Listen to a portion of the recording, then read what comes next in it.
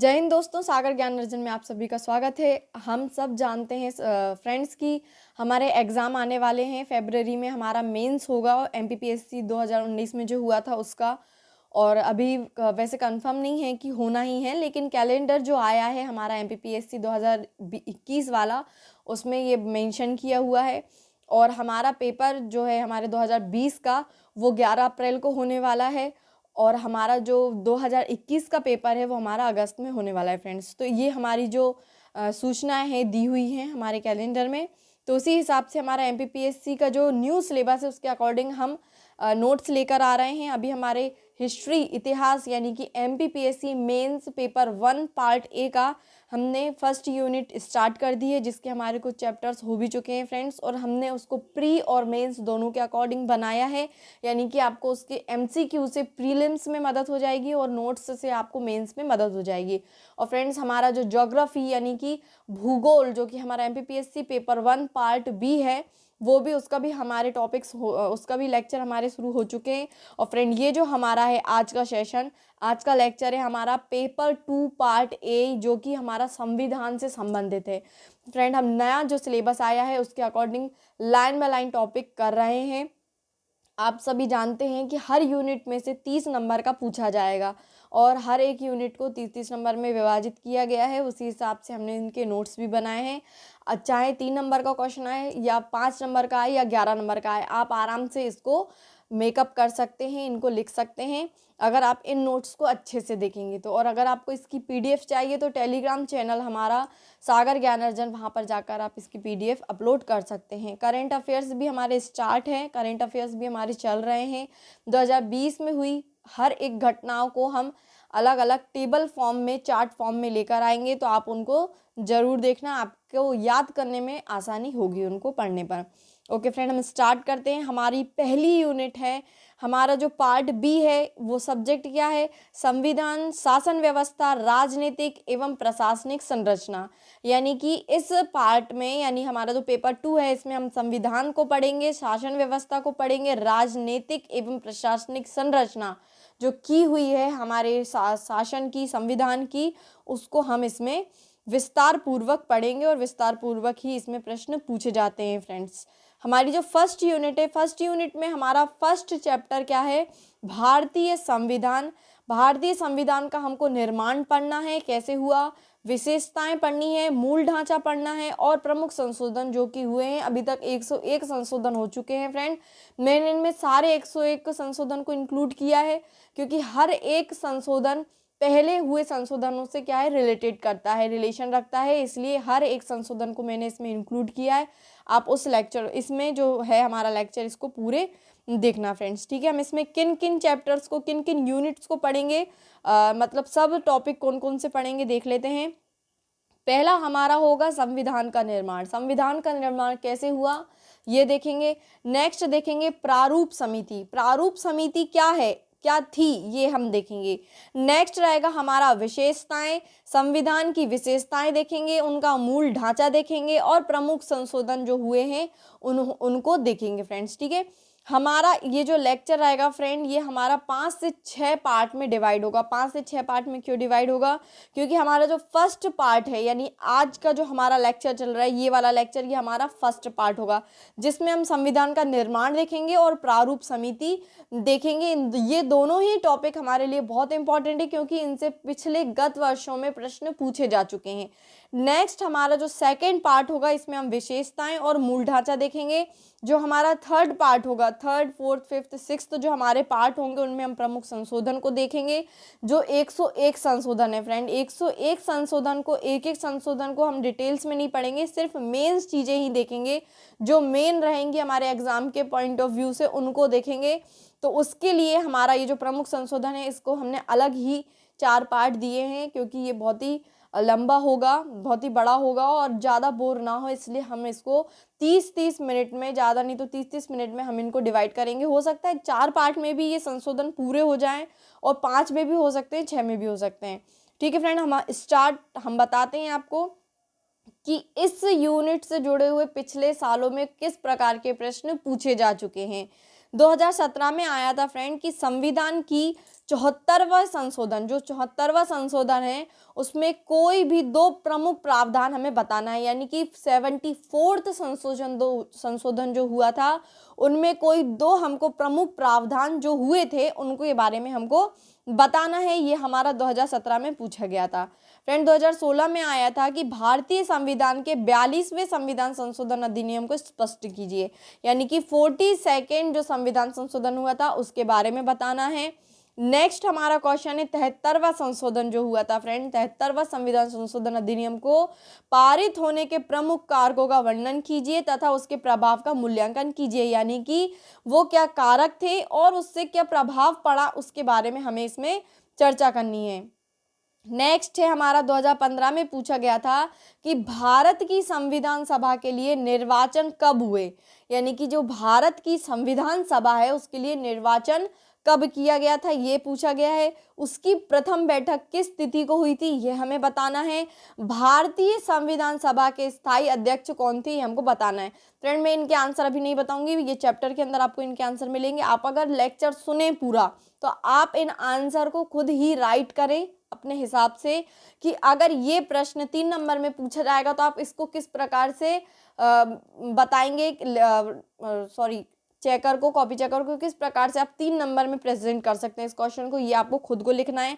अगर 5 नंबर में आएगा तो आप इस क्वेश्चन को किस प्रकार से लिखेंगे, और अगर 11 नंबर में आ रहा है तो किस प्रकार से लिखेंगे। आपको इस प्रकार से हर एक क्वेश्चन को लिखना है जिससे आपकी प्रैक्टिस भी होगी और आपको पता चलेगा कि अगर ये क्वेश्चन रिटर्न हो रहे हैं, फिर से पूछे जा रहे हैं, तो आपको किस प्रकार से अपने आंसर को शो करना है। ठीक है, नेक्स्ट है 73वां संविधान संशोधन अधिनियम 1993 की प्रमुख विशेषताएं क्या हैं, हमें प्रमुख विशेषताएं बतानी है।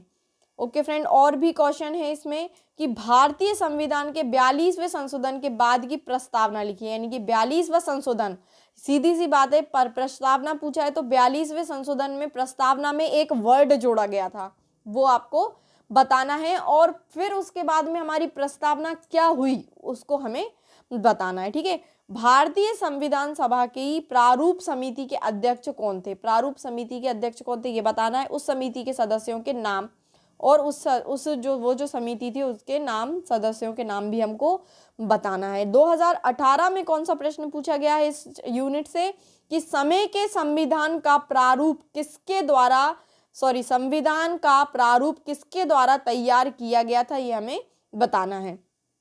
नेक्स्ट हमारा क्वेश्चन है भारतीय संविधान के 73वें संशोधन अधिनियम के कोई 2 प्रमुख प्रावधानों को लिखिए। फ्रेंड आपने नोटिस किया होगा कि हर ईयर में 73वां संशोधन पूछा ही गया और जिसमें 73वां संशोधन नहीं पूछा उसमें 74वां संशोधन पूछा है। ओके फ्रेंड, हम हमारे नोट्स स्टार्ट करते हैं। हमारा पहला है संविधान का निर्माण। फ्रेंड संविधान के निर्माण से संबंधित हम कुछ पॉइंट्स देखेंगे जिनको आप पैराग्राफ फॉर्म में भी लिख सकते हैं, क्योंकि अभी फिलहाल में आया था न्यूज़ में कि जो हमारा MPPSC मेंस होगा इसमें आपको प्लेस दिया जाएगा, यानी कि पहला क्वेश्चन लिखा रहेगा और फिर उसमें कितनी 3 लाइन छूटी रहेंगी, क्योंकि हमें 3 नंबर वालों के लिए 3 लाइन ही लिखनी है। ठीक है, तो इस प्रकार से स्पेस दिया रहेगा और हमको उतनी ही स्पेस में हमारा आंसर कंप्लीट करना है। तो इसलिए आप अपना माइंड मेकअप करके चलें कि आपको किस प्रकार से कौन सा क्वेश्चन कहाँ तक खींचना है, कितने नंबर आपको मिलेंगे आपके इतने वर्ड्स में। ठीक है, तो हम स्टार्ट करते हैं संविधान का निर्माण। देखिए फ्रेंड, 11 दिसंबर 1946 ईस्वी को डॉक्टर श्री राजेंद्र प्रसाद जी को संविधान सभा का स्थायी अध्यक्ष, ठीक है याद रखना आपका फ्रेंड, 11 दिसंबर 1946 को किनको, श्री राजेंद्र प्रसाद जी को संविधान का क्या चुना गया, स्थायी अध्यक्ष, ये याद रखना स्थायी अध्यक्ष चुना गया। ठीक है, तथा BN राव जी को संवैधानिक सलाहकार नियुक्त किया गया।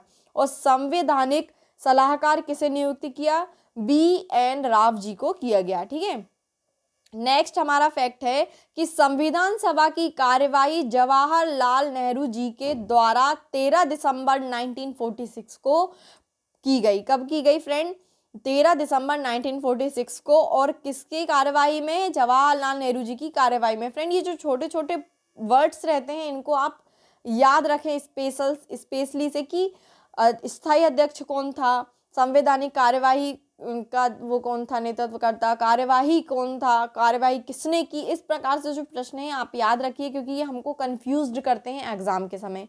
सिर्फ एक वर्ड से हमारे को क्वेश्चन पूछा जाता है और हम वहीं पर कंफ्यूज हो जाते हैं, ठीक है।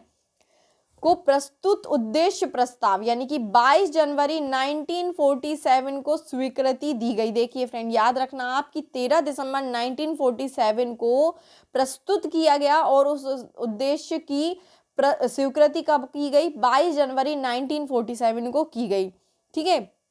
यही उद्देश्य प्रस्ताव संविधान की प्रस्तावना का आधार बना और इसी को हमारी संविधान की प्रस्तावना बनाया गया। ये किसने दिया है? जवाहरलाल नेहरू जी ने दिया है, याद रखना। ये ये प्रस्तुत कब किया गया? 13 दिसंबर 1946 को, और स्वीकृति कब मिली? 22 जनवरी 1947 को। यानी कि जो हमारा प्रस्तावना है वो 13 दिसंबर 1946 को हमारे सामने प्रस्तुत हुआ और उसे स्वीकृति 22 जनवरी 1947 को मिली है, ठीक है फ्रेंड, याद रखना आप ये फैक्ट। इसके बाद संविधान सभा ने संविधान निर्माण हेतु अनेक समितियों का गठन किया। जब ये हो गया, हमारी प्रस्तावना आ गई, हमारी संविधान बैठक होने लगी, उसके बाद में संविधान निर्माण के लिए बहुत सारी समितियां बनाई गई।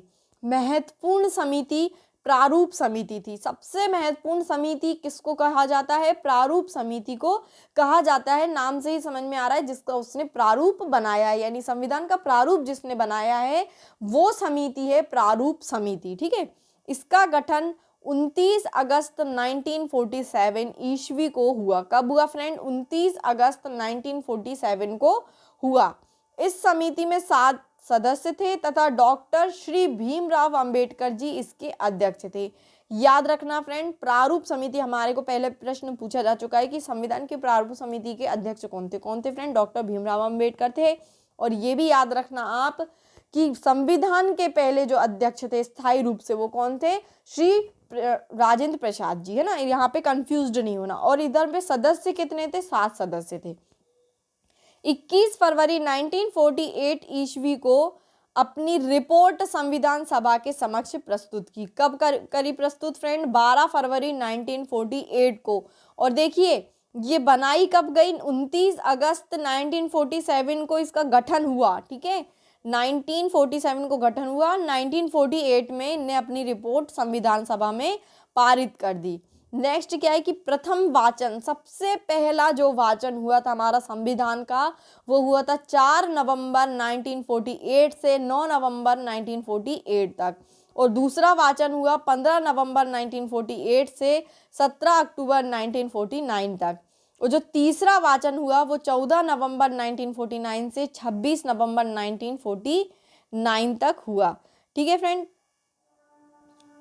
4 नवंबर 1948 को डॉक्टर जी ने, यानी कौन ने? डॉक्टर राजेंद्र प्रसाद जी ने संविधान का अंतिम प्रारूप पेश किया, ठीक है। सॉरी, भीमराव अंबेडकर जी ने सब जो इसका अंतिम प्रारूप था वो प्रस्तुत किया 4 नवंबर 1948 को। इस बार संविधान पहली बार पढ़ा गया, सबसे पहली बार पढ़ा गया संविधान, है ना। ये जो पहला वाला हमारा पॉइंट है, फैक्ट है, उसको हमने यहाँ पे डिटेल में लिखा है, ठीक है। डॉक्टर जी ने, यानी कि अंबेडकर जी ने the constitution as settled by the assembly be passed प्रस्ताव पेश किया था, ठीक है। क्या पेश किया था? The constitution as settled by the assembly be passed, इनने प्रस्ताव पेश किया था। इस दिन संविधान सभा के कुल 299 सदस्यों में से 284 सदस्य उपस्थित थे।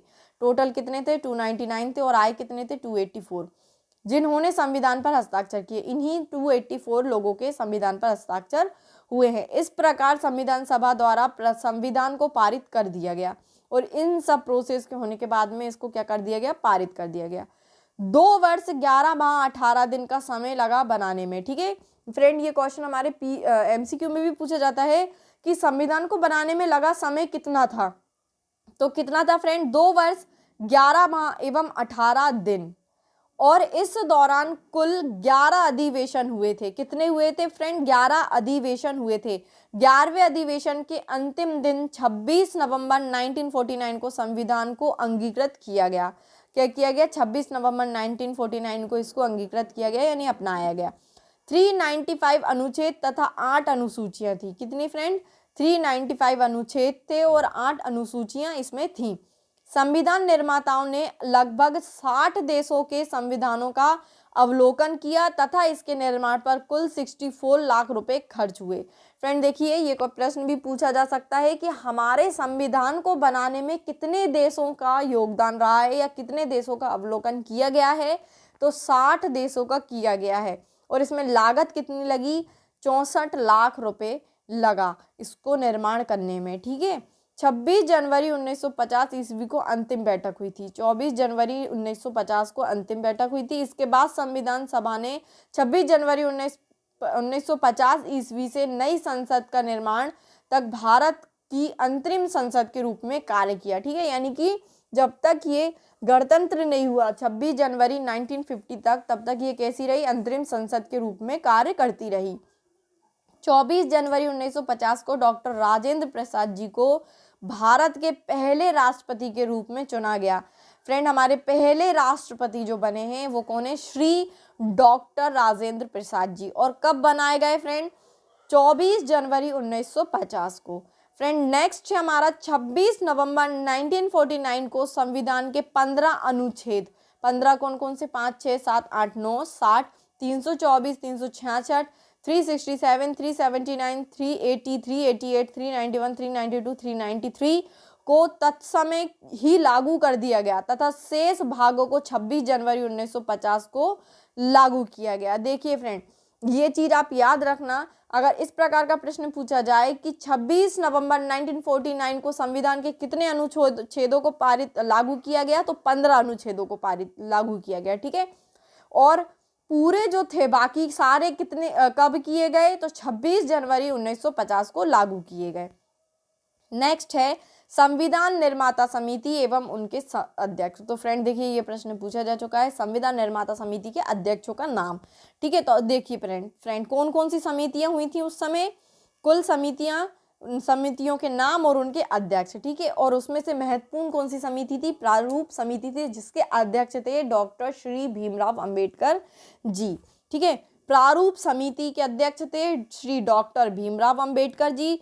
संघीय संविधान समिति के अध्यक्ष थे श्री जवाहरलाल नेहरू जी। संघ शक्ति समिति के अध्यक्ष थे श्री जवाहरलाल नेहरू और राज्य समिति के भी कौन थे, श्री जवाहरलाल नेहरू जी।